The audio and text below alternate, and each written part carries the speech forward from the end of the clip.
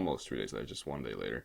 So hello everybody, and welcome to another episode of People's Exhibit, the only show that still refuses to use T-Rex arms during our presentations. And joining me today, there you go, this is what we don't do. Joining me today is a man who claims that he's played more than 3 video games in his life, Ed Hicks. I've played at least 7, and these are my T-Rex arms. I play my video games with these T-Rex arms. It's quite challenging to do, as this presentation should show. So anyway, we won't be doing any of that. Excellent. So today's show is all about stuff that happened during E3, which came after E2, and next year we'll have E4. Yeah, looking forward to it. Yeah, I'm gonna forward to it. Maybe that should be. You know what? Never mind. I'm gonna drain the joke until it's dry, and it started out dry. So, we have like 2 traditions now. One is start with XCOM, the other one is start with Kickstarter. We can't do both at the same time, so we're gonna start XCOM. So they revealed gameplay stuff Yes. during E3. It wasn't an actual like a conference thing. It was because 2K I guess couldn't afford it because they didn't make GTA 5. So So it's more like an announcement at the same week. yeah, I think they were demoing the game there, and then because IGN has like a what do you call exclusive on all the media anal drip thing that we mentioned previously. Yeah, So the feed. yeah, so they dripped the suppository stuff again. And there's the videos. This is like a 4 minute version of it. I think it was a bit longer than that. I had an option of like putting up the whole shebang, but that one has the people talking to each other as well. Anyway, my impression from this is like cool, more XCOM, but also a bit disappointing because they showed some new stuff, to be fair. But some of the more interesting or pressing questions that I would have were not really done. For one thing, it was scripted. Yeah. At least they came clean. They mentioned that it was scripted. Yeah. So that's cool. It looked very much like the tutorial scenario from the first game. Yes. In that way. Yeah, it does. And it did show like another unit, which was like a new Zerker, which is apparently also a as they call it, a female. Were you reading any of the chat during this? It was just people going snack tit, Yeah. wrecked. That's Fuck Twitch chat. I know we're on Twitch now, and we have a Twitch chat bar on the side. No one's so far said snack tits wrecked in coming there. up. Yeah, any second. Maybe now. I should say it. Yeah, do it just to pop that bubble. Snack. Snack. I think Snack they also tit. write snack tits. Okay, I did it. Snack tits. There, we did it. All right, Yeah. cool, excellent. Well, that's out of the way at least. So they had quite a few people watching it. I think it was rare for IGN because they don't really have that many followers on Twitch. But they had like 20,000 people or something watching it because they wanted to see XCOM stuff. Yeah. What was disappointing was for me that they didn't actually show like, oh, let me reload this map and look how it's different kind of thing, because that would be like, yeah, that's the main thing, right, about the new one. Yeah. And you'd expect. You'd think that'd be ready, or at least a decent way into it by now if they're releasing in autumn. I would hope so. I don't know. It would be weird if it's not ready yet. I'll just tack that shit in there. But then again, I think what they're trying to demo at the moment for some reason is the scenario and the single player stuff of the scenario. At least they mentioned there's multiplayer, but since the announcement they haven't touched it again, so I'm a bit worried that they're gonna go like, oh yeah, sorry, that was a PR mistake, we actually do not have a multiplayer. We just want multiple people to play this game. Yeah, that's what we meant. That's what we meant. Yeah, it was a misunderstanding. The context was changed. So yeah, there's a turret there. There's like a new thing, I guess. There's like minor new things that you could kind of be excited about, sort of, especially if you're into the single player stuff. But not that much, to be honest. And there's just like they have the same engine, which is kind of like I guess, and same crappy animations during the cutscenes. It's like, oh, okay. Yeah, everything looks very much the same. It looks like it looks like an expansion or a mod. Yeah, it does. It doesn't really look like it doesn't bother me a huge amount. No, although it's just something they could have done. Yeah, until I guess we really see that whole procedural stuff, you're not gonna feel like this is a different game, because so far it just looks like the first game with like a reskin. TFTD anybody? Kill myself, literally, also in the game. So yeah, those the XCOM stuff. Maybe they'll, I don't know. I don't know how much they haven't really said like what other reveals are coming up to the Yeah. whatever November. So I'm sure there will be some stuff. They even did like their producer did an interview thing with someone, IGN again or something, and he just said the same stuff again in 8 minutes. So it was a bit, come on, guys. And they were also like, oh, these are the questions the community wants to ask, and I think they just chose the ones that they could answer with the stuff that the PR department allowed them to answer them with. Yeah, that makes sense. Otherwise, Yeah. you'd just have a Q&A. Well, I suppose you'd need to be at proper E3 for something like that. Yeah. Which I don't even know. I think it's just presentations, though, isn't it? So there's not really Q&A, or is there? I don't really know. I haven't heard of Q&As and E3 in the same sentence. That's more that of a much. GDC thing. Yeah, that is a GDC thing. Yeah. Yeah. And even then, there is like a presentation plus Q&A usually. Yeah. Yeah, Like, yeah. yeah. But these things are just too big with howling paid crowds and stuff. Snack tits. Anyway, Wrecked. EGX has Q&A sessions, like a proper one where it's just Q&A, and they do it like at least once a year. Like one of at least, so the EGX obviously once a year, but one of the sessions is usually a Q&A. There's been a lot of reveals. I hate that word, and I hate myself for using it, but a lot of things has been revealed. Let's put it that way. It's a bit better. One of them is the very penultimate, or no, the Ultimate Guardian, the Last Guardian was Oh revealed. yeah. So this was one of those things we talked about last week, and I almost felt bad for putting it in the list of things As we were you going to cover. should. Anyway. Because like this has been teased every year, or not necessarily teased, but rumored every year. Yeah. And we're the thing about this entire E3, the sort of theme of it is, I think they figured out that the people of our very specific age group have now got okay jobs and are ripe for picking. Because usually you're like, oh, well, they'll never remake this. It'll just be this sequel and it'll be shit. Or they'll remake that, which was crap. Why would you remake that? Or, oh, here's the new IP, but it's terrible. What the kids, they're idiots. But this time it was, hey, Edward, remember that game you played? Yeah, you remember that game you played. We remade it. Yeah, it works even because you said you're gonna buy PS4 now. Yeah, like I can't believe They got you. this. Yeah. they probably do have me. So anyway, let me go back onto track. All right. So This is The Last Guardian. This is Yeah. from Team Ico. They first made Ico, a big famous platformer where you save a girl, and then they followed up with Shadow of the Colossus, which very well known as well.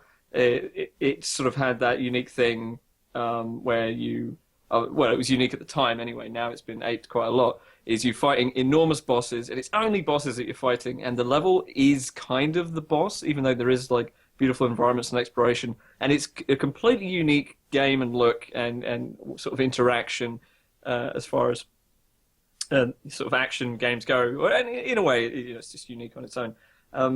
But yeah, it was super good. It was one of the games of the generation of the PS2, and there were fucking zillions of games around then that were all really good. So that says something. And they've been in development hell making The Last Guardian sort of the follow-up. Everything, I think they all belong in kind of the same universe, but they're always separated by like generations or something. At least I heard that was the concept. So now we're finally getting... There was actually video of... There was like a trailer of this years and years ago. It was like 7 years or something like that. 2009, wasn't it? 6 years. 6 years. Because Okay. it was initially said that, like the E3 2009 something. I think something like that. They were like, oh, if this is going to come out on PS3, and then recently I heard that they confessed that it was the technology wasn't good enough to do this on PS3. But I don't know. So they skipped a generation. Yeah, I guess entirely or- in the process of doing it. That's what I've heard anyway. Yeah, I'd heard similar things. So this trailer it kind of looks very scripted, but essentially it's kind of Ico-style platforming using an enormous pet that kind of looks like a pigeon mixed with a cat mixed with a rat. It actually looks kind of interesting as far as creature design goes, and it moves quite believably, and it has some really interesting feather tech and stuff, and it's really nice. My main worry, I suppose, is that it looked so scripted and so specific that I wonder what the rest of the game would be like. But I'm just blown away that this even exists in this state. It's more than I could have expected. People were making development hell jokes, just cancel it things like for years. So it's kind of funny that this time they were like, oh, by the way, we've got this. So that's kind of cool. They haven't actually made anything else, as far as I know. So they made Eco, then they made Shadow of Shadow of the Colossus, Colossus. and then they made a collection that they made like a remade or whatever HD thing for PS3 apparently. I just Oh, looked it up. So there's okay. on PS3 you can get both, Hmm, and then like in a single game thing, whatever, single cool. disc I guess, or download, and then this. But I don't think this actually has a release date yet. It's just like No, I it think it is. was. I think they didn't need to because everyone expected it was dead. So just saying that it has a pulse is like enough for 1 year. Oh, okay. This I just found here. This is a 2016, sort of unclear 2016 release date. Okay, just like Sometime. everything I'm waiting for. Yeah, yeah, yeah. And there were a lot of jokes about like, is it a dog or is it a bird? And then have you seen the Wint one when when someone stuck Wint's thing that he said, "I call every creature that has four legs a dog, and I'm right most of the time." That's amazing. And he was like quoted under the image of the from the Last Guardian. I love Win. Yeah, He could do no wrong. I bet he loves. He would enjoy Last Guardian because it has a dog and maybe it's not a dog. So, in no particular order, I don't know why I placed it there, but this is a new IP, as they like to say in E3 while doing T-Rex hands. And it's a great name. It's a wonderful name. It's called, I hope I do it justice, Horizon: Zero Dawn. Horizon Zero Dawn. Wait, Yeah. is this like a sniper helicopter behind enemy lines game? No. This is behind a previous Civilization game. Oh, So, okay. so you play as like future humans after some kind of apocalypse, and I was watching this. The trailer's pretty long, so that's the one you see there. And they're like, oh, our ancestors or whatever, the ones who came before us, they built huge cities, and they show obviously New York like in ruins. Not a cliche at all. Oh. And then they start like, and we came to this some kind of place. So there's some place, and we're hunters. And she like starts gathering like hunting gear, and then she starts hunting dinosaur robots. And I was like, Uh, oh, it was pretty weird. It was very unexpected. I'll give him that. It was like, aha. So it's kind of uh, like maybe that's why I put it there. I felt it was kind of like the Shadow of Colossus because you fight giant creatures, and there's like yeah. multi stages of killing them. So you have to like shoot that thing and then reap out that thing and climb them and get this Yeah. and then he's dead. It looks like pretty. At least it's not like Certainly brown. does. It's not brown. That's good. Yeah, it looks lovely. And you get to hunt. And dinosaur robot dinosaurs looks pretty cool as well. They're like nicely designed. They're a bit cliche, obviously. Kind of weird. Presumably you're not hunting them for food. I think because you're killing the big ones because they're a threat, and then you're killing some like you're hunting their harvesters for Oh, something they okay. harvest. So you Why do like the robot dinosaurs need food? Oh, whatever, it's fine. yeah. So that's the big thing you find out when the game comes out, which is I don't know actually when it is, but it was interesting. At least it was. Yeah. I agree. It's a new IP.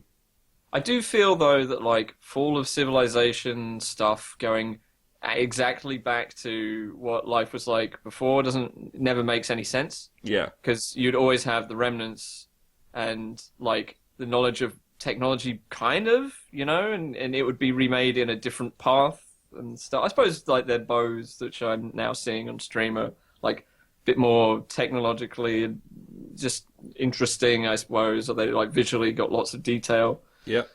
Um, but yeah, I don't know. I mean, this creature design stuff looks cool. Yeah. They just look like nice. I like it. Yeah. Evil giraffe, basically. Yeah. It's a giant evil giraffe, and they're not even the most aggressive ones, I think. And they're like it just visually looks very very nice. Yeah. It seems like that kind of game. Like again, it reminds me of that Middle Earth thing that with the orc hunting and Yeah. Looks a bit like Last of Us in some a ways. little bit, yeah. Even looks a bit like Witcher, sort of, with the Oh hunt yeah. as well, because the Witcher has the whole hunting thing and the big monster takedown stuff. Anyway, but yeah, it's a postmodern game, a mixture of many things. Yeah. Could be interesting. I actually don't even know what platforms it comes out on because there are so many things. I feel like it has to be. Well, it's I, definitely on some console. I'm guessing. I think it's PS4, total PC. guess PS4, PC. yeah, I think so. Yeah. Goodbye, Microsoft. Thanks for the Windows or whatever. Right, so let's move on to Shenmue. Is that how you pronounce it? Shenmue. Yeah. That's what everyone's Okay, been saying. cool. Shenmue 3, which also another alongside, I guess, The Last Guardian, another game that everyone apparently wanted to have. The dude there is the guy, like the lead designer or I think the producer of the game. And it's happening, but it's happening in a slightly weirder way than Last Guardian is because they announced a Kickstarter on stage. You'll see this in this video. And they did like a corny countdown of like 5, 4, 3, but with a Japanese accent. And then they started, and they in 12 hours they made $2 million on Kickstarter, and they are making the game with Sony. Dare I say, I never thought I would say this, but this seems slightly unethical. Ooh. Because, well, I mean, I guess you could argue that that's just the spirit of Kickstarter being violated rather than the rule. But it's meant to be for people who can't afford to make games. And, like, a big sprawling game doesn't cost like 4 million or 3 million. It costs much more 50, than that.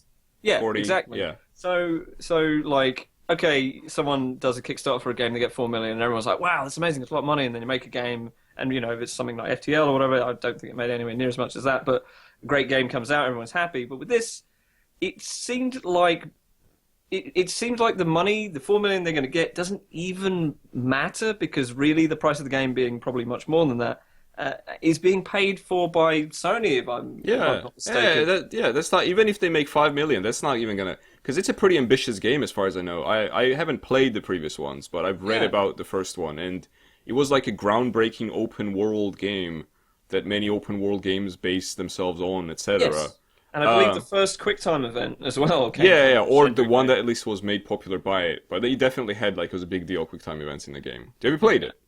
No, Pete and I had a conversation about it. He told me quite a bit about it. I believe he played quite a lot of it when he was a kid. He was that sweet spot where he got it at Christmas and had oodles of time kind of thing. So he played a shit ton of it. I never touched it, but I do remember being aware of it at the time, but it totally disappeared from my mind. But the thing is, this whole thing is like this. They've thought about this very carefully, and I think they've realized, as far as marketing goes, it's that perfect combination of pre-order scammery, fake hype,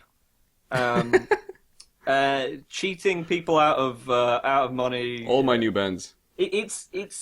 It combines everything they want to do in this one thing. They make everyone feel good about being together, as if they did something to make this game real. And they did do something to make this game real. They had money and bought this game 20 years ago or whatever, and they realized that these people would be suckers for it. And I'm a sucker for some other titles, so I'm not saying that, you know, someone who wants this game is a fool, but that means of taking advantage of people, and they really had. They've taken advantage of $4 million of people or whatever at this point. Is there and is real. Yeah, absolutely, I agree. It's a bit cringe at the very least. And if they just announced they were doing it, and then everyone got really excited, like they did with some other games we'll talk about, that I wouldn't be nearly as like. I just feel it's really sketchy, and I think it's one of those things that makes crowdfunding look bad and look like it's being taken advantage of people who really don't need it, and are just using it for like what it's not for. There were examples previously, not just Shenmue, where like this has happened before, where it wasn't like there was a publisher behind them or whatever, but after getting the funding, they used that as a leverage to get some more finance or whatever, or they tried to. Some people actually failed, and then they were like, okay, we have to confess here. When we said we needed $500,000, we meant as a fund, like a starting capital. I think a rule of Kickstarter should be, and I don't see why this would cause any problems, or maybe it already is a rule, and but essentially, if you are saying this is how much it will cost, then that is how much it should cost. To your best of your knowledge, that's how much it should cost, not including any outside investment. You can have outside investment, but you have to declare it in the Kickstarter. And if you're relying on outside investment that you haven't secured at the time of the Kickstarter, and that's found out, everyone should be refunded their money. I think so, yeah. I fully agree. That would make a lot of sense. It would be fair. I mean, again, people willingly gave them their money, so it's not like they robbed them. Yeah, they're not being cheated beyond the fact that it's not a real Kickstarter. But it's it's just like you feel dirty knowing about it, sort of kind of situation. Yeah, you know, yeah. right? I feel pretty bad. I'm gonna go 'cause, take a shower, and Ed, can you just take over? You know the themes. Okay. Oh well, we're going to talk about Street Fighter for 45 minutes. Excellent. Well, let's start with Final Fantasy VII Remake. How do you feel about that, Ed? All right. Does it make you feel any feels? I'm slightly conflicted about it because I'd gone through the process of... So I played Final Fantasy in about 2000, maybe slightly earlier. I saw the CGTV commercials like everybody else. Yeah. I was blown away by them at the Same. time. And this was before I even had a PlayStation, so by the time I got it, it was platinum already. So it was like 20 quid at the time in some game shop. I got it and I kind of quietly played it by myself. And it was like the first kind of big RPG I'd ever played. And I had so much time to myself at that age. And so it was kind of the sweet spot, and I played the fuck out of it. I got absolutely everything in it you can. I went through FAQs. I played the shit out of it. I really loved the game at the time. I recognise now when I played it, I'd be bored and annoyed at the plot and carry. But that memory is still real. And even though I know this, and like I say, I went through the arc of hoping for a remake, realising it wasn't going to ever happen, and giving up on it. Kind of like with Last Guardian and Shenmue 3. Not that those are remakes, but, you know, continuation of the series or whatever it is, the specific thing you want. Yeah. So I even think I heard did I hear about a rumor about this as well and just kind of dismissed it in the same way I did Last Guardian? I think I did. And then I just woke up in the morning, looked at my Twitter, and it was on there. And I started to see reaction videos as well of some people I follow. Even though I'm like cynical husk, I was seeing these videos of these people who'd had the exact same experience as me, and I was like, oh, yeah. And I think I might actually, combined with a few other things, Last Guardian, Street Fighter, etc., might have justified to myself the expense of a PS4 in the course of watching this. Excellent. I think you should stream the entire experience of like you. No. Oh, okay. Not fucking chance. I'm just gonna be being horribly disappointed and then playing Street Fighter and then feeling good. That would be this. That would be this. Yeah, that would be the stream. Yeah, I think so. Excellent. So yeah, I'm down for it. It's gonna be fun. I think I'm gonna like it. Wasn't there also a thing where they did like they ported it to PS3 or something, and it was something, and then at the time they were already making a remake or something, like it was like some strange. So the port exists, and now the remake will exist, and yeah. So it's like, I know the story behind that, kind of, or at least I saw the events unfold. I believe it was last December. Yeah. There was one of these things, in the year the company does a little thing like the Nintendo Treehouse shit. Yeah. And it was Sony, and this guy's on stage. I can't remember his name exactly, but I believe he's one of the directors at Squeenix or whatever. And he's like, get ready, be prepared. We're going to re-release 7 with upscaled graphics, the original graphics, upscaled to 1080p. And he had this little cheeky grin. Like, you should go back and watch that footage, because anyone in that position who like reads like, you know, the sheets, the information about how much people invested time into this game, how successful it was, and how much people want a remake, would know that going out onto a stage surrounded by people who played this game and want it was basically suicide. This guy walks out with a smile, basically whistling, super excited about this upscaled graphics remake, knowing exactly what he's doing. And I actually find that genius. I look back on it. But at the time I was like, fuck you, buddy. Fuck you. Fucking fool. So that was really funny. He must be laughing his fucking ass off. Still, from the day. Yeah, right now. Yeah. Just going, he's going to the bank now got it. and laughing. Yeah. All the way there. That reminded that you mentioned the treehouse thing. I forgot to put it in. I just realized that there's one thing I really wanted to have in the show. I forgot to put it in, the footage of the fucking Nintendo Direct, which was a horror experience of olive oil like dripping onto your wounds, like in a horror nightmare landscape. Like, fucking hell, what the... You just see that. I saw some screenshots. I know they were wearing weird head things. Yeah. I know that they were puppets as well. Played some game against each other and sandbagged super hard, and I know there was music involved, and basically no new games announced. And maybe they've done this puppet thing before, I don't know, but their puppets were really weird. It's like, they were... I don't know if it was like everyone was drunk or high, but they were like doing children's entertainment. You know, like you feel like, oh boy, you're not in like good shape to like entertain my kids kind of thing. This is This is Nintendo. I know, but like their games aren't as creepy usually as like that direct thing. Yeah. It was weird. Anyway, I forgot to put it in, but guys, look it up. It's worth it, and ideally you shouldn't be sober when you do it. So, which leads us to Dishonored for no reason. Second game is coming out, which is probably one of the most expected things aside from.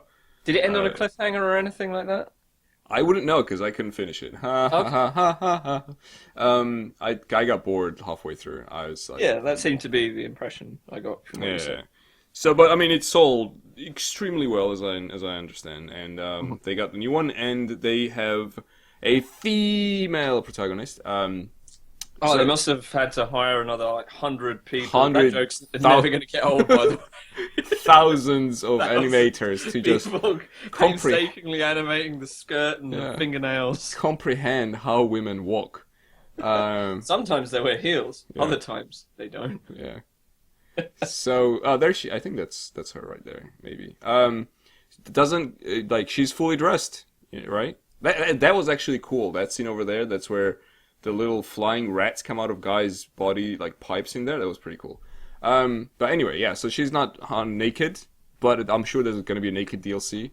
There always is. And so I've just seen the weird bio horror. Yeah, it's pretty cool. But other than that, I think it's another Dishonored, and I guess people will love that shit. Even though there's more like restructuring buildings, and I don't know if that's like part of the plot or just in this CGI thing, but whatever. There you go, you can see it.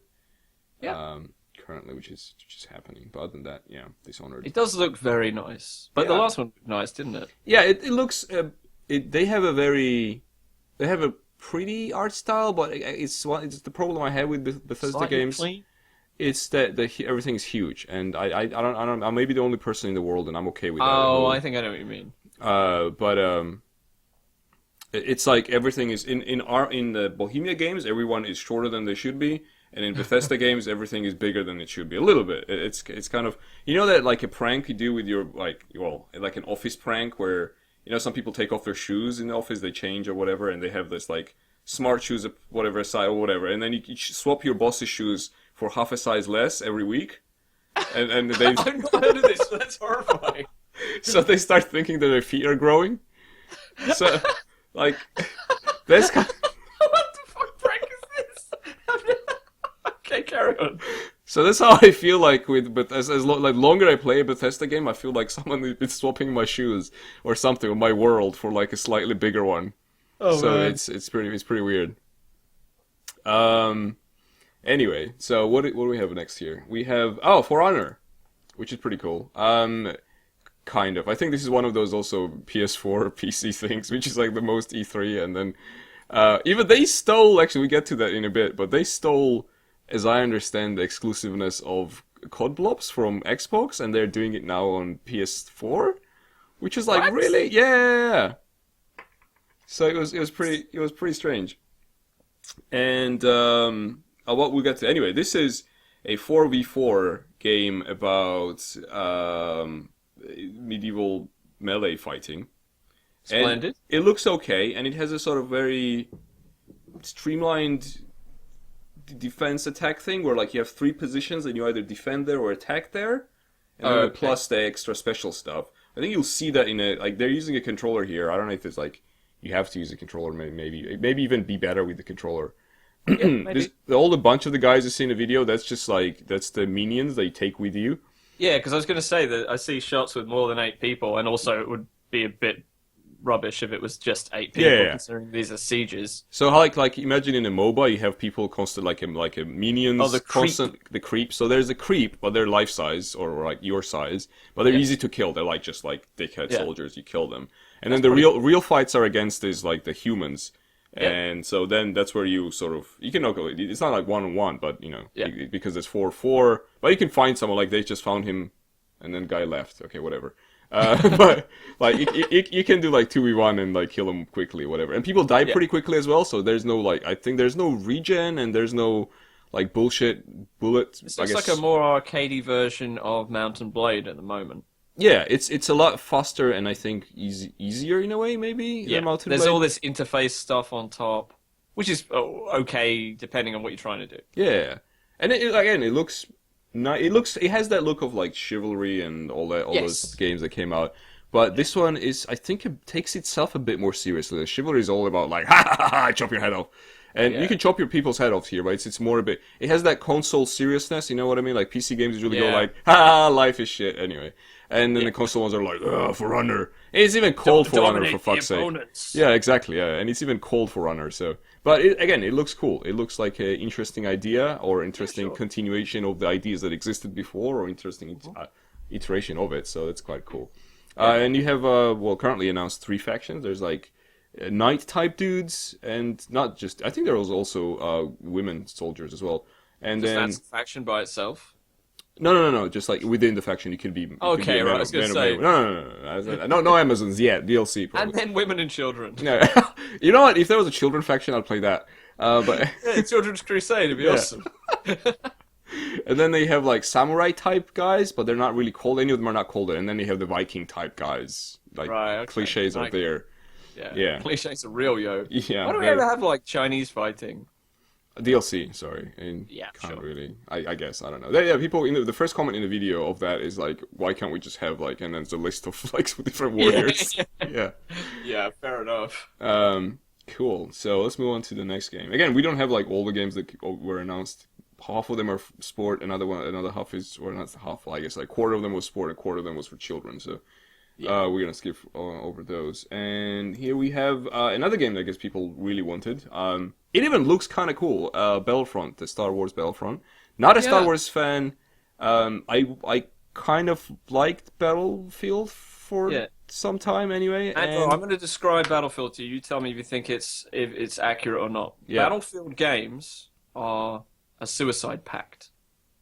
It's more fun with friends, and it's expensive, and you won't do it unless other people are going to do it that you know. Yeah, it's pretty much, so the problem is that... They should sell it as such. Yeah, would you like to play the Star Wars suicide pact? So, Pete has been expressing interest in this, and I'm like, oh no, don't, because I'll have to get it and we'll have to play it. Yeah, tell him I said the same thing. Yeah, okay, good. Oh god. You first.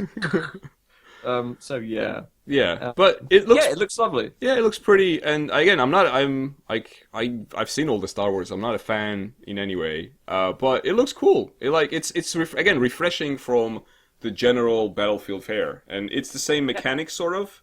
But yeah, it looks like it. Yeah, except you got lasers. And an excuse to have some more tech stuff without going back to the 2142 universe or whatever. Yeah, and the explosions are nice. Yeah, they've gone for the Mad Max color grading, I see. Yeah, more or less.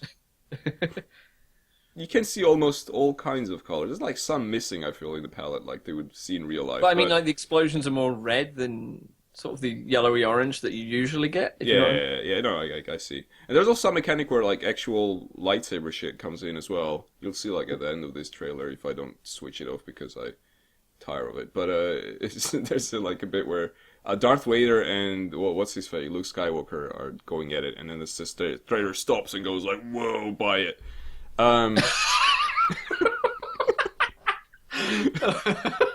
That's it. I'm not even like okay.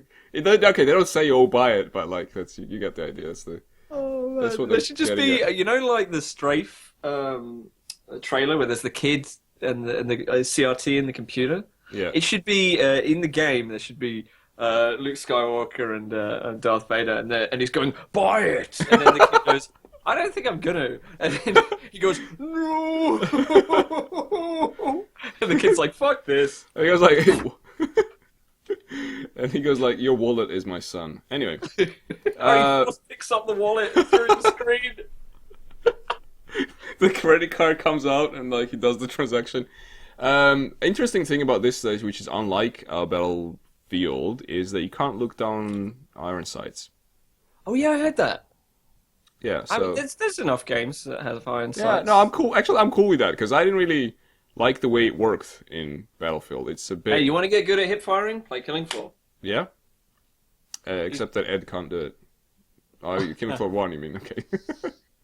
Yeah, play Killing Floor 2 if you can. Bugs. Anyway. Oh yeah, that's another thing I forgot to actually put in. But they announced same guy as the Tripwire. Sorry, there was dude, there was a lot Oh of yeah, content there. Tripwire announced the game as well. Yeah, so they announced Rising Storm 2, which they have already like about the Pacific Theater. They have Rising Rising Storm Storm. Vietnam. I'm sure. Horrible I have name. those. I agree. Yeah, there's no doubt about it. I like their games though. I never really Yeah, Tripwire has never really made a bad game, I think. yeah, I never Unless- really had the chance to play with uh, anyone much the whole Rising Storm Red Orchestra stuff, but I think it's decent and it's you know it's a good kind of FPS. Yeah. And so Vietnam is happening. I saw even Dyslexia was excited about it, who doesn't like Rising Storm games, which was weird. So, but whatever, maybe he changed his mind. Maybe he likes Vietnam. Yeah, maybe he always wanted to visit. But let's yeah. See Hanoi. Oh, this actually works because the next thing is about war. Oh, actually, all of them are about war. Anyway, MGS5 came out with the new, or whatever developers behind MGS5 came up with a new trailer, like a pretty long one. Yeah, And so 5 minutes or so. it's all about linguistics, which was an interesting approach. That is kind of interesting. It seems that every time they put out a game, there is a big overall theme, and that seems like an obvious thing to say, but it's usually quite like they go, "This is the theme for the game." They like physically tell it to you, and then you see it happen. Like with MGS2, it was about conspiracies and control, and with 4, it was it was about like aging and the use of a person and stuff. But it's usually kind of quite clear, and they go through it in the in all the lead up to it. There's some very heavy-handed sort of material about it. But for some reason, I quite like them being heavy-handed in their way, because it's usually not moralizing. It's just, here's a take on this. Yeah. Because, I mean, they've done so many iterations of it now that it's like, you can't just go war never changes. In fact, the whole thing with MGS4 was wars changed, which is kind of interesting.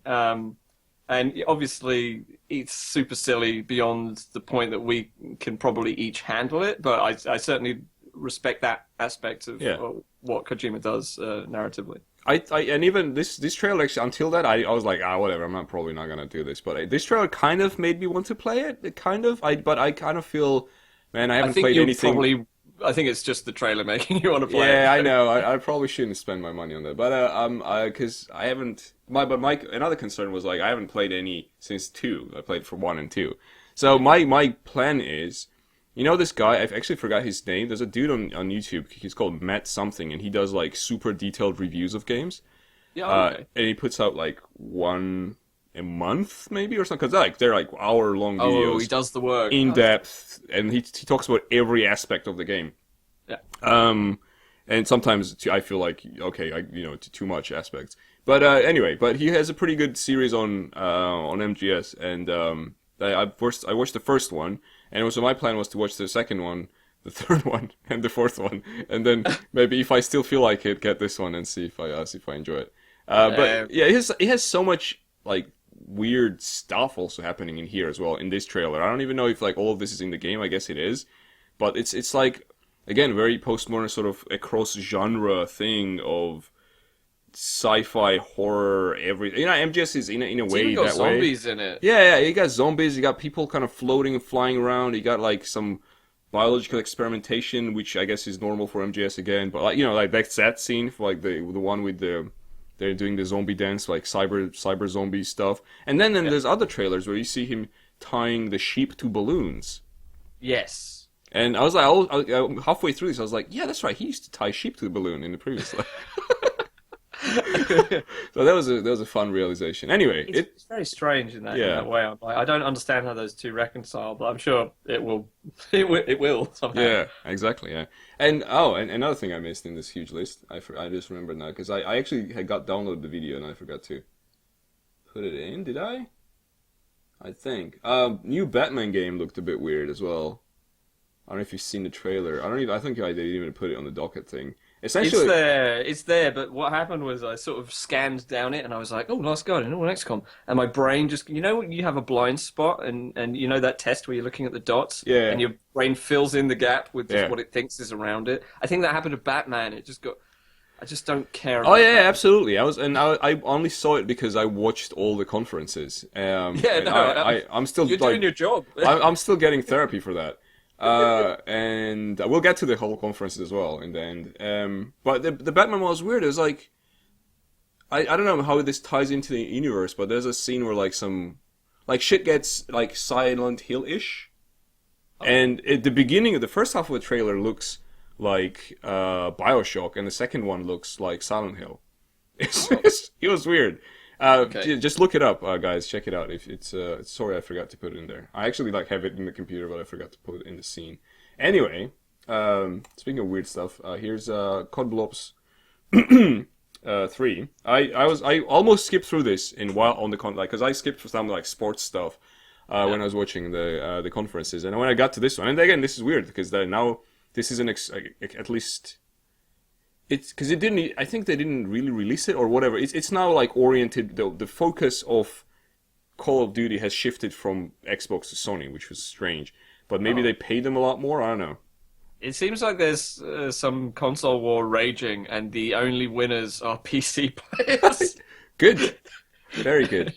And because I also saw the people were like when the Microsoft conference like ended, and they were like, "What about Call of Duty?" And then like the Sony conference started, and they're like, "Oh, okay, here it is." So it was a bit weird. But what sort of caught my attention when watching this was the sound. And I was like about to skip, and I was like, "That sounds weird." And I watched the rest of it, and they're like the gun sounds or the battle sounds are so strange. They are like what you would hear in Arma if you were 500 meters away from the battlefield.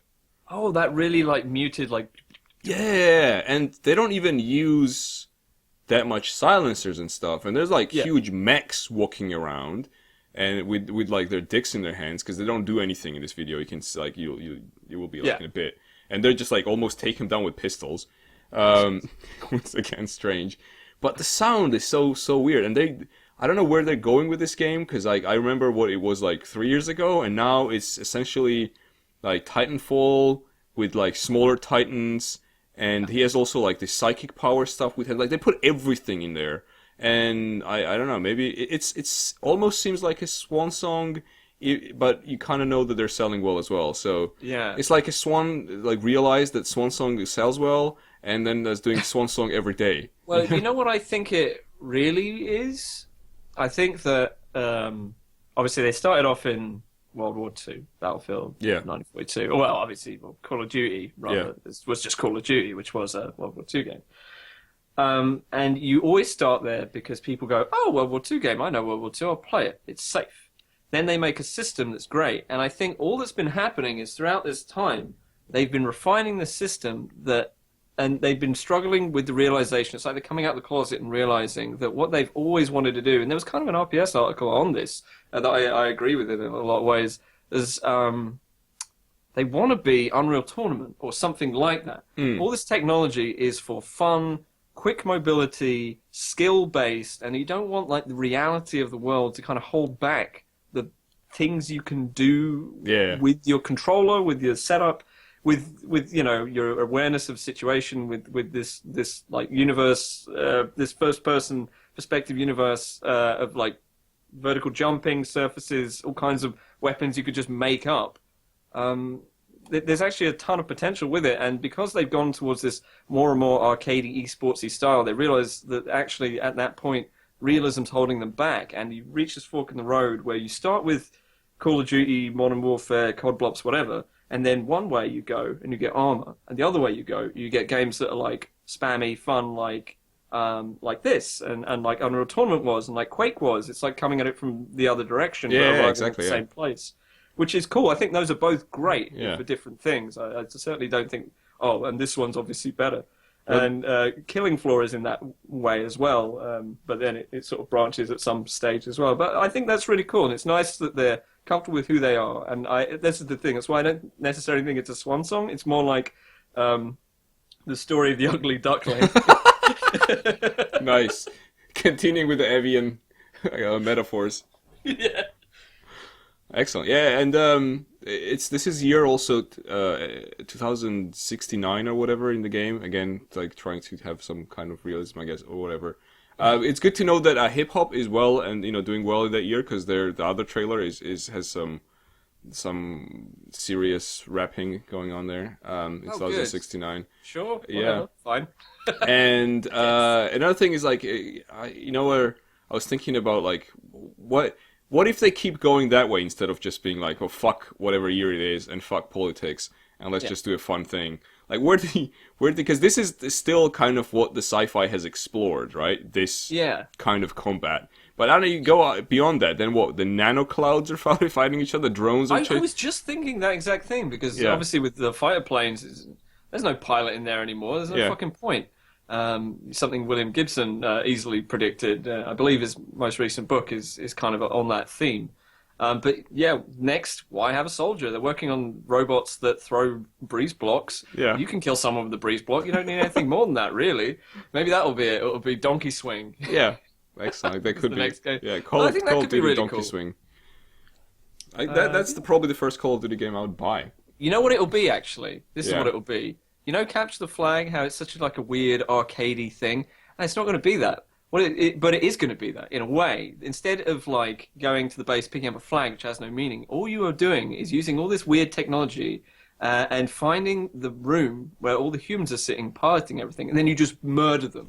So all you're doing is all this crazy high-tech stuff in the middle, just go, and there's just a little warehouse, and you get in, and then you just see these defenseless nerds on desks with their headsets that all look like the players playing the game, and you fucking cream them, and that's the end of the round. That's what I think it'll be. I think that's a great idea. We shouldn't have given this out for free. One of my best ideas on a trick. Yeah. Well, yeah. Good. Looking forward to 3 years from now, E6 showing, like having a game like based on your idea. Oh, that'd be cool as well. And model all the characters in the base after the Apology H1Z1 guys. Just the variations of them. Just the 4. Yeah. And the DLC is the guys who didn't make it. Like they made the video, but they didn't get accepted. And you can press taunt if you're the drone that shows up, and you go, "Ha, too late." Yeah. Excellent. Anyway. About the future again. Deus Ex, something. I actually forgot what the subtitle is. Human. We all knew it was happening. Yeah, humans again. Mankind divided. Oh, good. What a great. That sounds like their MOBA, right? Yeah. Deus Ex MOBA. Legends of Mankind. That's gonna happen. E7 maybe. Like they'll have that. You know, I probably already told you this, but I don't think the listeners, viewers have heard of it. Earlier, it was either today or yesterday, I was talking to Ant, the guy I work with, and we joke about all this shit and names of MOBAs, etc.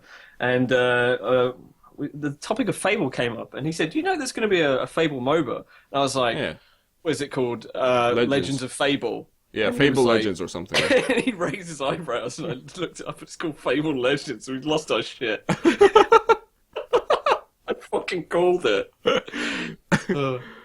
Yeah, they didn't really. They just went with like, what would people think this would be called? Yeah.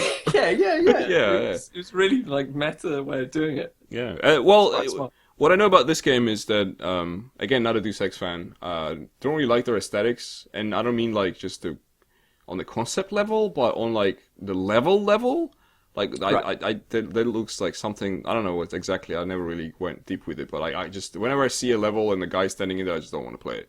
But anyway, this one has more cucumbers than ever, as far as I know, because they actually had some dudes that made the game, and they were quite cool guys, by the way. But like they were very sort of, joking about shit that they've made, and instead of being serious about politics or pretending to be. That's good. Yeah, and they had the like cucumbers because they showed like a market scene, and they were like, apparently I didn't even know this, but apparently like Deus Ex, this one and the previous one is all about having a lot of stuff, like clutter. They even said it themselves Nice. in the levels, That's which is pretty cool. Yeah. I like that. Still probably not gonna play it, but I mean Something I heard about the last one that may be the kind of thing that would get you to give it a shot is that you can like hack people's emails just in your office, just creep around, hack everyone's emails, and then if you do this, like someone will say, "Listen, I think someone's hacking our emails. Can you figure it out?" And then you're like, "Okay," and then if you like stop for a bit, they go, "Yeah, thanks." It seems like you figured it out. That's pretty cool. Yeah, this is almost like Fallout kind of Fallout 1, Fallout 2 kind of stuff. Just those kind of little Yeah. things. That's nice. A lot of little things flying around. Rainbow Six. They just showed more footage. Essentially, we all know the game's happening. It's no big deal. Yeah, I don't know. There's nothing. It's Just release the game. I don't care now. Just That's release exactly how I feel about this. We just skip to the next one. So next, Great. yeah, next one is No Man's Sky showed a bit more stuff. We know it wasn't really that new, but It wasn't the only important thing that came out of this that it's actually releasing on PC simultaneously? Sort of, but the funny thing is that that's not what I heard, because I was watching that thing, and he said, we're going to announce the release dates at the same time. And that's not the same thing. Yeah, and everyone went like, oh, they're coming out the same day. And I even like commented on like Eurogamer thing. It's like, I don't think that's what he said, guys. Oh, no. But everyone just ran with it, so now I guess they have to do it. That's one way of doing it. Yeah, That's excellent. I love the idea. That's fantastic. And you go, oh, so what you're saying is this? And they're like, no. Yeah. Oh, cool. So you confirmed it. And I started shaking hands and shit. Yeah. You tweet it. And they're like, please stop saying that. So he showed off some combat, which is, and it still looks like a beautiful game. At least, like, just the color palette is kind of cool, whatever. I still don't see, I have a lot of doubts about it. I would love for it to be successful and actually fun, but I don't know. They have a cool thing they do, which impressed me, or I found like there was a good way to design stuff and make games, is because they have this huge world, right? The universe is almost the size of the universe, or whatever, like thousands upon thousands, as to say, stars randomly generated with random shit. And obviously they can't playtest it, because there's too much shit, so they send in like a sort of drones in games, like a program goes in there and then brings them back images of what it would look like, as if like there were explorers there. That's pretty cool. Yeah. I thought that was pretty cool. So yeah, but yeah, I mean, I don't know if it's like gonna live up to it. They have a lot of shit to live up to. Yeah, that's my main worry. I'm like, all right, that sounds amazing. It sounds like a concept for a game that's in a movie, and the game takes over everyone's lives, and that's the main conflict of this film. Yeah, but the game could never exist. Yeah, exactly. Too cool. So yeah, again, looking forward to it. Now confirmed on PC at some point. Yeah. Simultaneous announcement of the release date. Yay! Yeah. But here's the disappointing game, in my opinion. At least it became more and more disappointing as more I saw of it. Division. Another Tom Clancy. Tom Clancy fucking owns E3. Right. It's okay, E Clancy. So I didn't know that Division wasn't Rainbow Six. I just thought that those meant the same thing. Yeah. Isn't Ghost Recon also Tom Clancy? Yeah. Yeah, because there's a new Ghost Recon game as well, which I just skipped over because I couldn't handle any more shit. There's Tom Clancy Rainbow Six game coming out. There's Tom Clancy. Is Tom Clancy alive? No. Oh, cool. So his kids get the money, I guess, or whatever. Yeah. I think this is Tom Clancy Estate now. I want to confirm that now because I said it so confidently. Tom Clancy. I killed him. I know. October 1st, 2013. Okay, cool. His picture is hilarious. Have a look at it if you can have a gander. Yeah, let's take a look. So anyway, after he died, like everyone was just batshit about his games. His whatever, his IP. And so there's 3 ones. There's a Rainbow Six, Division, and then there's also Ghost Recon, which is essentially a Ghost Recon-ization slightly of Far Cry. So they have an open world, kill Mexican-looking people. So it's and I bet they have like, because it's made by what's their face? I was gonna say Bethesda, Ubisoft. So it's gonna have people climbing shit to unlock maps, right? I mean, you know it's gonna happen. Tom Clancy looks like a gangster.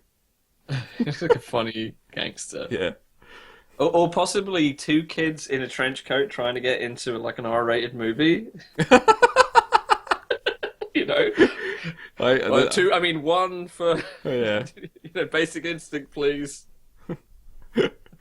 Excellent. Anyway, so it's a cover shooter. Let's move on to the next one. Yes, thank you. It has a kind of hilarious staged multiplayer, as they do, and it's kind of funny to like. It's so bad. It's really. The thing is, I don't know. I saw this already before. They did this last year, so I feel nothing when I see it. but also obviously any new content of stage multiplayer is hilarity. I just haven't had the energy to consume it yet. Yeah. But I may give that a go. But yeah, it's always like, oh, I gotta go. The kid's awake. All right, cool. Is how they sort of demonstrate drop in, drop out fighting. Which is funny. You know, I have a life outside of this. Oh, that's cool. I swear. Games. Yeah. See you later, bro. Yeah. And it goes beep boop, and you're like, yeah, okay. I guess she's gone. Oh, it's pretty tense. Please buy it. Please buy it. They have my children. Damn it! There's one down this corridor. We're losing men left and right.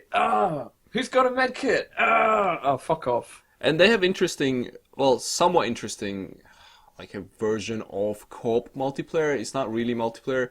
You can fight other people, but you don't have to. Sort of, you can, like, they're all like agents. So every human is an agent dude, like American bro dude agent guy, and every bad guy is an AI. So you go and hunt bad guys, get the loot, but then other agents may feel like, I'm gonna kill this fucker, I want his loot. Sort of Daisy style stuff. Which is, but it's like, if it wasn't a cover shooter, I'd find it interesting, but it's a cover shooter, so I don't find it interesting. Now, this next thing, Ed, is all about your passion of Street Fighter. So, Yay! Birdie! Big fat guy! So, initially, I was like, so I heard the rumor that Birdie was going to be in. I don't even know we talked about this last week because it was such a... there were so many rumors last week, I felt a bit guilty about putting them all in. So anyway, Birdie's character from the Alpha series, so I believe it... Jesus, Chun-Li. So Birdie's character from the Alpha series, so it went Street Fighter 1, which wasn't really a game, Street Fighter 2, where they accidentally invented fighting games as a genre, and then... a million versions of 2, then the Alpha series, then 3, then 4, and now 5 is coming. So that's kind of your brief history of Street Fighter. So this is one of those characters from it. We haven't seen him since Alpha. And the design I thought from Alpha looked really cool. And then I saw this guy, and I thought he was like schlubby and shitty. And I was like, I don't like him.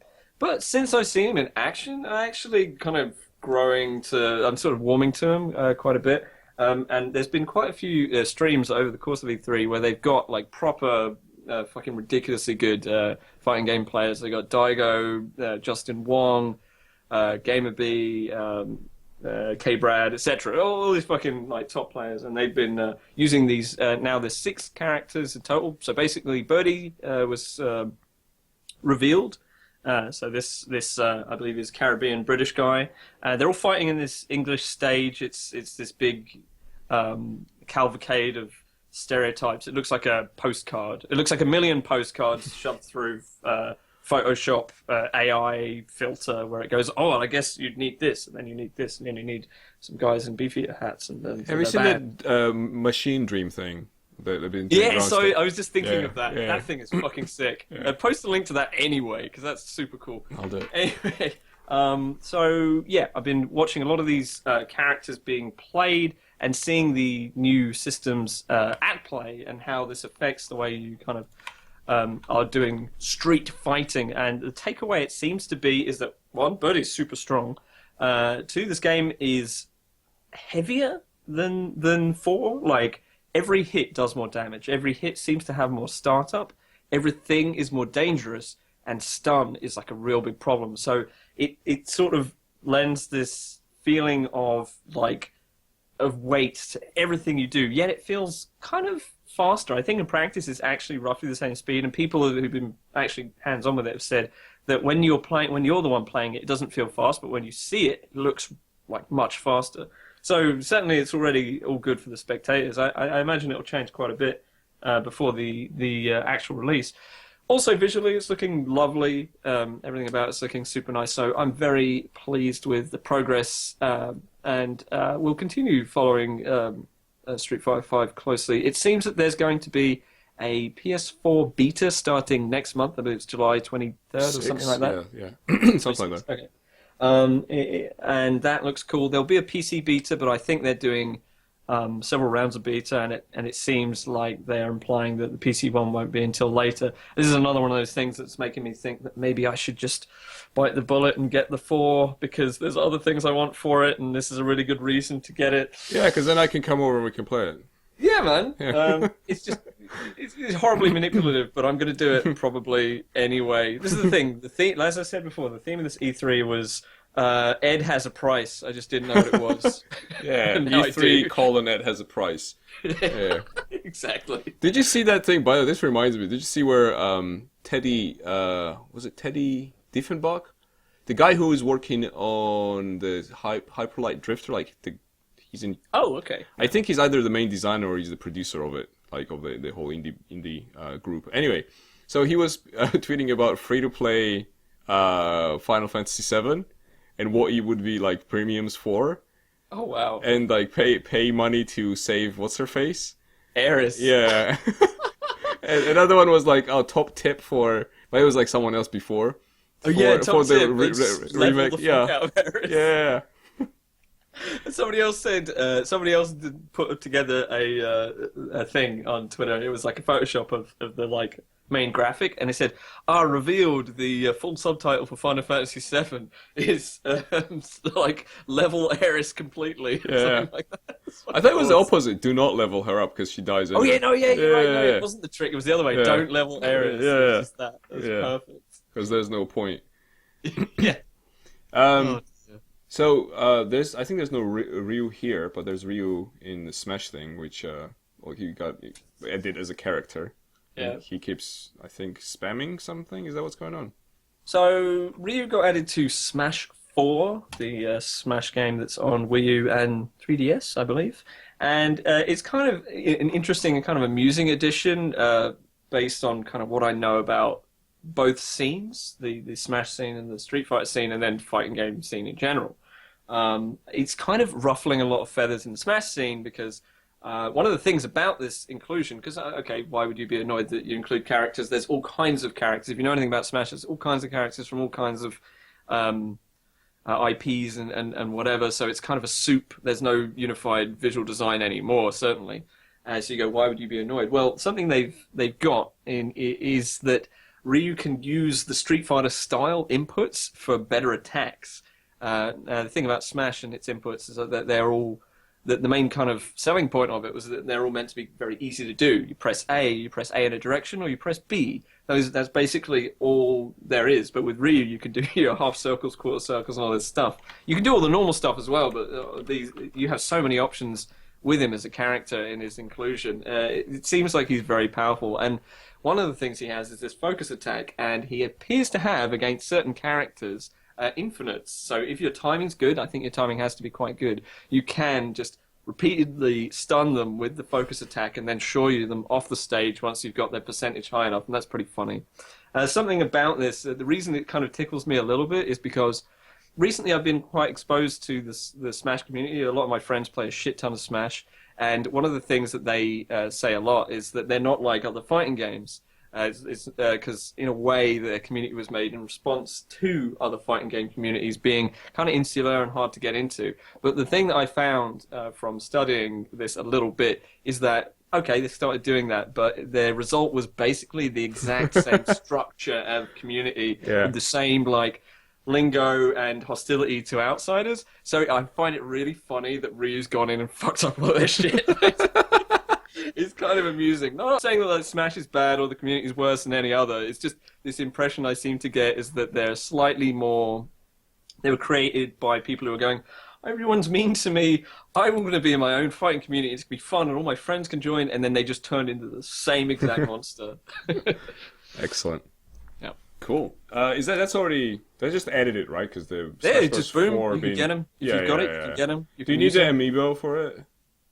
No, I believe you can. I imagine there'll be a Ryu amiibo. I imagine the truck will get stolen. Whenever I say or hear or think amiibo, I always think like amoeba, like the single cell organism. I don't know. It sounds like a weird choice for a name for something you give. Yeah, but their console was called the Wii and the Wii U. I think they decided they would just go with it at this point. I guess. Yeah. Their last 3DS was called the new 3DS. There are no rules. The next console, Nintendo Poo. Yeah, Nintendo shit comes out my butthole. That actually is Wii U, though. But anyway. Speaking about pooping in public, Dogmeat can't die. Not really What's E3 that news. decision? Yeah, not really E3. We kind of done. No, actually, we're gonna go back in the very end of E3. But yeah, so during E3, it transpired they fessed up that dog can't die. Apparently, this was a big problem in Fallout 3. I never played it long enough to actually find the fucking dog. But he was as one guy. Well, I'm gonna quote that I forgot who it was. It was a loose cannon, so he would go get in trouble and die. Yeah. Which is a problem. I agree that like NPCs that you need to like really worry about are problematic. But I also believe that in Fallout 3 he wasn't integral to the story. So if he dies, like fuck it, whatever. Now he is turned into that girl from Bioshock Infinite. What's her face? Elizabeth. Elizabeth. Oh, well done, Ed. So Elizabeth, Dogmeat, Elizabeth. I don't know what Elizabeth Dogmeat. Elizabeth Dogmeat. Like first name. Last If you name. look closely, the dog doesn't have a little pinky finger. Got stuck in a nuclear explosion. Which is a very strange choice. Elizabeth was very annoying in that way that she couldn't die because like why Lassie drowns you in a well. Yeah. Yeah, so what? Why you are clearly an immortal character? Why don't you just kind of help me out? Do you want to like jump at that guy and like fucking strangle him or something? Because like obviously you can't die. Yeah. But yeah, I don't know. I think in a game like that, where you know the central idea is it's an open world. So you say open world, there should not be any immortal characters, and I include children in that. I include like people critical to the plot in that. Yeah, exactly. That would be like amazing. Like if you could just anyone, because there's in a lot of games that just you point a gun at who is integral for the plot, and then like the crosshair turns green. Like fuck you. Or the other way, which is I at least appreciate more, where they just are made of granite or something, and they're still delivering plot to you in a boring way, or going, "Do you think we're alone?" And you're just shooting them, and like flecks of stone are coming off their face, and your ammo's going down, and that's all that's happening. Yeah, that's probably I don't know which one's worse, to be honest. I find that one at least fun. Yeah. Because the other one is like, no, come on, play it the way. Oh, come on, you paid $60 for this game. Play it the way I told you to play it. Yeah, exactly. I'd rather shoot them, but also obviously, fuck that whole thing. Like it's like I tweeted earlier. It's if its condition cannot worsen, why do I care about its condition? Yeah, exactly. That was as simple as that. By the way, I don't know. The Odok's saying about the killable thing that you can't sell in some countries. Fallout 1 and Fallout 2 has children you can kill, and I have never heard about it not being able to sell in other countries. You know what? They've made so much money. They can make so much money. They can sell it to so many people. I'll just put that in.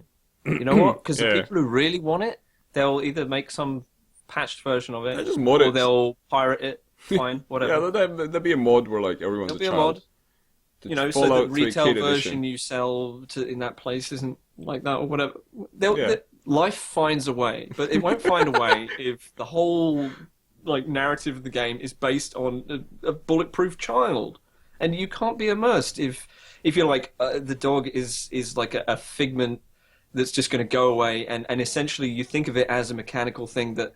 You know that attract power you have in lots of games where items come towards you because it's annoying and boring to go over and get them. That's what the dog would be. I did actually have an idea of how you could have an immortal dog that in a Fallout game where it would be interesting. It's that the dog isn't real, but you think it's real, and it has the voice of your dead wife. And it does all these things, and you know it's not really real, and it's not really there, and it does all this. Do you have sex with the dog? Yeah, sure. Yeah.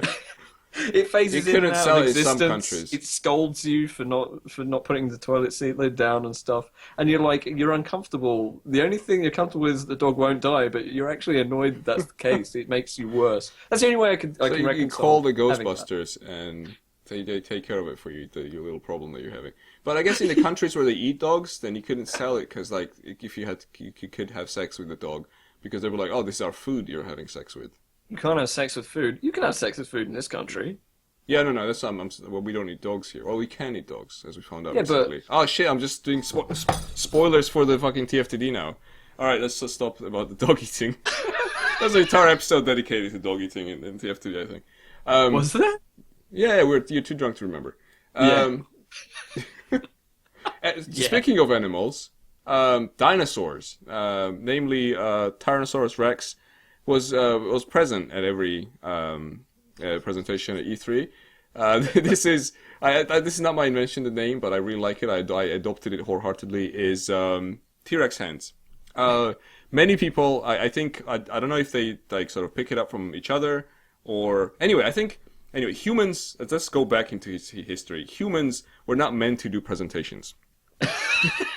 humans were meant to use their hands to pick up shit and put it in their mouth. Or sometimes after they evolve, to give it to the kids and put it in their mouth. Like in the airplane is falling, you need to feed yourself, and then they put the thing. Yeah, there you go. So presentations are weird because you are on an empty space and you're addressing people, so you don't know what to do with your hands, and I understand that. But there's a modern solution to that, which many people ignore, and some even think that it's a bad idea. Is putting your hands in your pockets. I think is a far better solution than the T-Rex arms. I have to do this here because my webcam isn't like wide enough. So, and this is what I'm just using Dean Hall's image here just because it was the worst case. Because he actually, what he did is, and I have to show this to make you understand like how my frustration with this whole thing. He took his, I believe, right hand and made a little hole with it, and then he held it in front of his. Well, I'm gonna just raise it a little bit in front of his abdomen, and then whenever he stopped like waving his left hand around, he put it in there like a holster. And he did it every time. And this is just the worst case, but. There was a lot of people who were just like standing like that, or something touching them a little bit. But maybe they all went to the same like motivational. You can do public speaking. Just imagine the whole is your goal, and you're putting your presentation into it and just fucking it. Yeah. The whole is your goal. Okay, the presentation fucking. It's like the album and the band in there. Anyway, so I didn't really make it like a whole. That would be better, but I just didn't have the time to do like everyone who did T-Rex arms and have like a slideshow. Yeah. Well, that would be great. Maybe they had like just sliding along. Maybe they all had a guy like who did like coaching just before they came out and be like, oh yeah, the T-Rex hands. Don't forget the T-Rex hands. And they definitely didn't do it for. Well, I guess they couldn't for the PC show thing because, well, for one thing, they were sitting down, which makes it much easier for your hands to just be somewhere else. There's other problems with sitting down, like the people who like put their legs like that, like all the way. But anyway, that's we talk about it next time.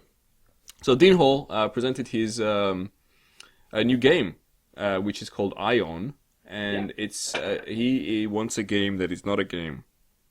How does that make you feel, Ed? I want a game that is not a game. I don't know. It feels. You know what it feels like? Actually, feels like the space race. Right? It was just kind of relevant in a way. Yeah. They spent all this money with the technology and training and getting people up there. But they also spent a bit of money on a writer who came up with this cool line and said, listen, Neil, when you get up there, all right, remember all this other shit about flying and stuff, but when you get up there, you fucking put your feet down on that. Yeah. Say this. And I feel like the coach who taught him T-Rex hands said, when you get on stage, this will blow them away, yeah? Because I've heard, because you told me that you do game stuff, like video games. Say, I want a game that's not a game. That'll grab their attention. And then say some other stuff, whatever. Put your hand in the cup. Yeah. Pretty much, I think that's because it means absolutely fuck all. Let's be honest about it. And anyway, I hope I hope that the game whatever it is, he sort of said a little bit more about it on the PC show because they gave him more time, I guess. Funnily enough, the best things he said about his game, he said him sort of from the question of Day9, who was the StarCraft guy, who was like the host. Oh yeah, I know. And like if he hadn't asked that question, or maybe that was also rehearsed, he wouldn't mention like the cool thing. And the cool thing what was the question?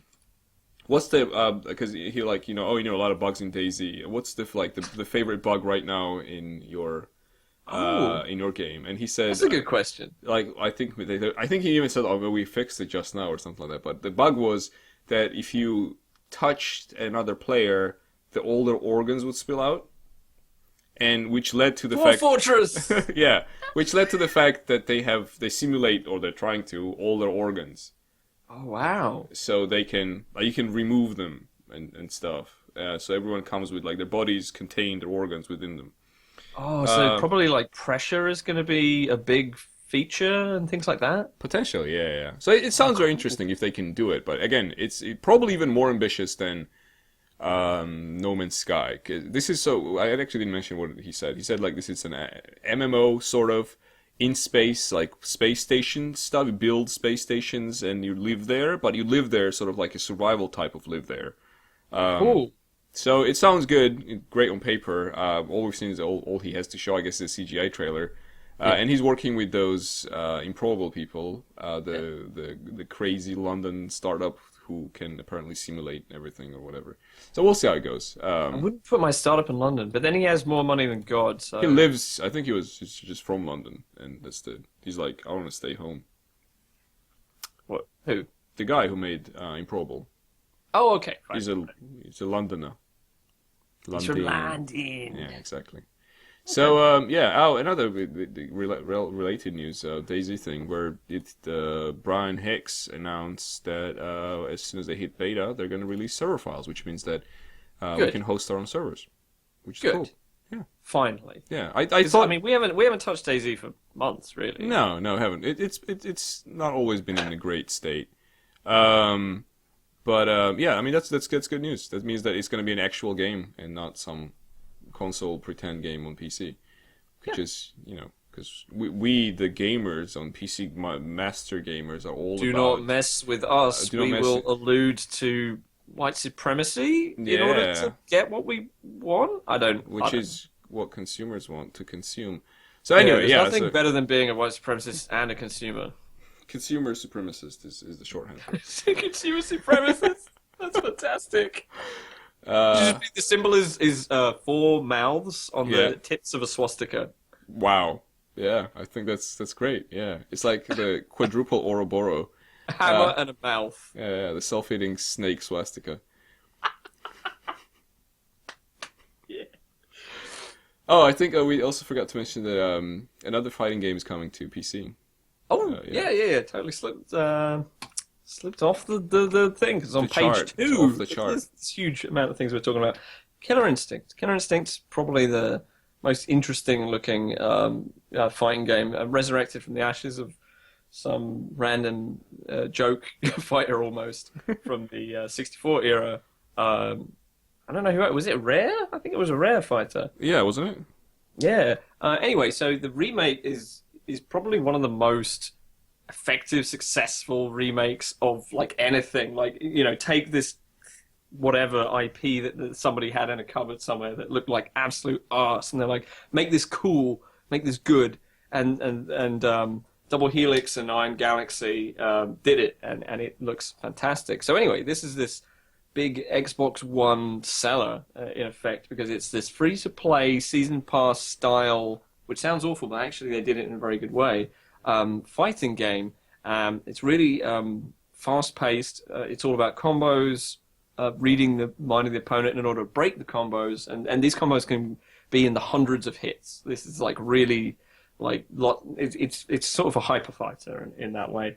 Anyway, really cool game, really cool style, amazing soundtrack, and finally it appears to be coming to PC. The kind of catch being that it's coming to Windows 10. It seems that when they're not trying to push streaming from your Xbox One to whatever else, they're now trying to push Windows 10 with the game stuff. This is another one of those things where I feel like they've got me right where they want me, because I'm about to build another machine. It's not going to be my main. I could easily experiment with Windows 10 on it and play this game that I've actually been really excited to get my hands on, but I have absolutely zero intention of ever getting an Xbox One, so totally locked out from playing it. And it seems also, and the reason why I said the only winner of the console war is the PC player, that this is a direct response to Street Fighter doing the deal with Sony, where they go on PlayStation 4 on PC only. So they go, all right, well, we're going to be on Xbox One and PC, so fuck you. And there'll be cross-play. And I'm like,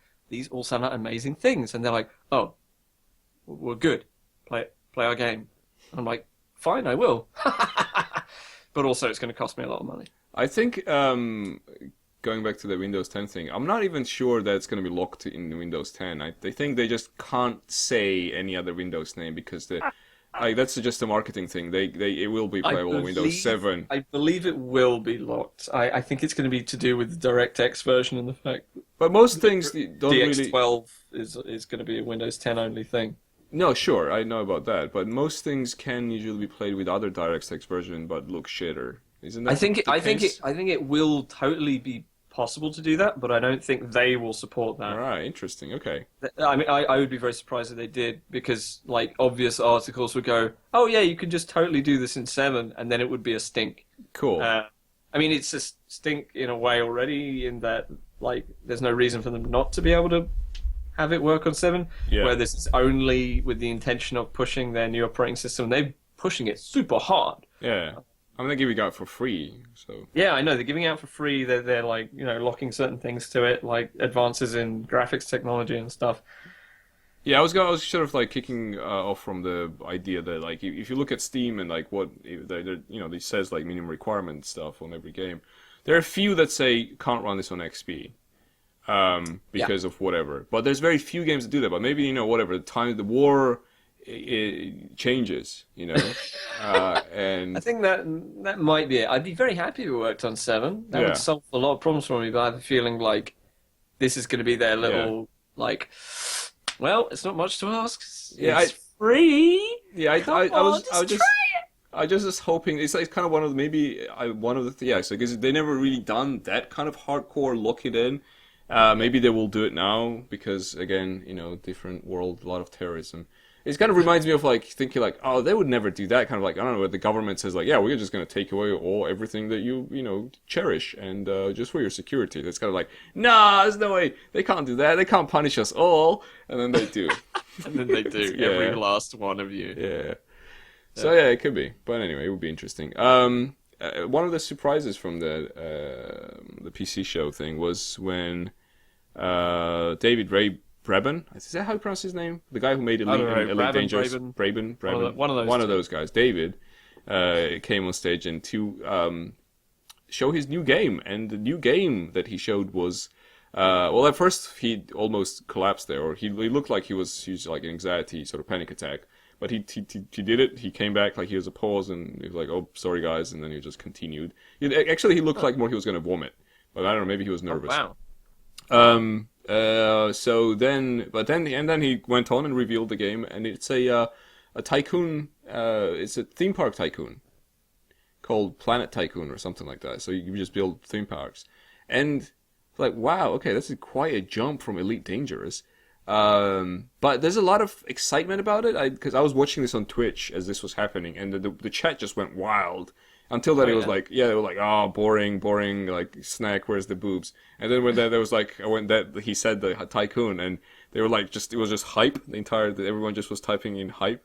So I guess he knows what will sell well. But interesting that the rumor was that the next game from Dean Hall was going to be a tycoon game, and people were guessing that maybe it's actually a theme park tycoon, because there hasn't been a good theme park tycoon in many years. I don't care about them, but I just heard about this that like they haven't been for a while, and though it's due, right? And then Dean Hall said something about like, I want to make a tycoon, and then like David comes in. Maybe he thought that Dean was gonna make it, and he was like, no, I'm gonna announce it before him. But then like the same like 2 days before, it turned out that Dean just working on this Ion thing.